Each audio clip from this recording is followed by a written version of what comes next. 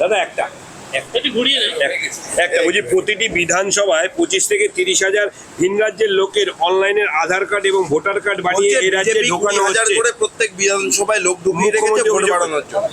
এবং পদ্ধতিটা কি? ওনার কোনো কাণ্ড জ্ঞান আছে?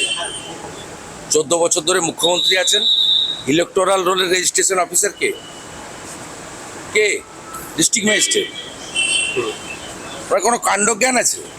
16 লক্ষ ডুপ্লিকেট ভোট আমরা বের করে দিয়েছি, ডিলিট করাবো বিধানসভা ভোটের আগে।